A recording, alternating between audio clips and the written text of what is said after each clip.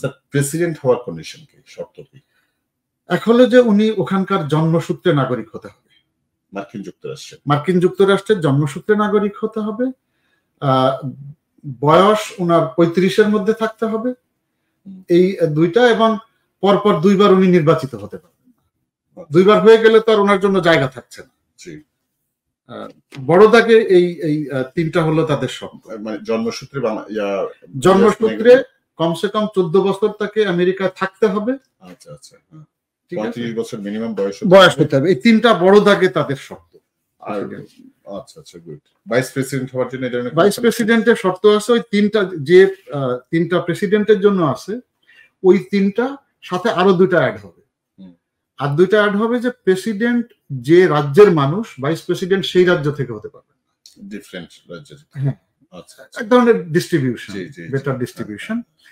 আরেকটা শর্ত হলো যে উনি 2বার যদি প্রেসিডেন্ট হয়ে থাকেন তাহলে আর উনি ভাইস প্রেসিডেন্ট নির্বাচন করতে পারবেন। ডিমোশন হয়ে ইলেকশন করার সুযোগ নাই। আছে, একবার হয়েছে ধরেন, যেমন ট্রাম্প একবার হয়েছে, এখন তিনি ভাইস প্রেসিডেন্ট নির্বাচন করতে পারবেন, এটাতে কোনো বাদ নেই। না, 2বার যদি প্রেসিডেন্ট হয়ে থাকেন তাহলে আর উনি এটাতে যেতে পারবেন। 2বার প্রেসিডেন্ট হলে আর প্রেসিডেন্ট প্রার্থী হতে পারবেন না, ভাইস প্রেসিডেন্ট প্রার্থী হতে পারবেন না।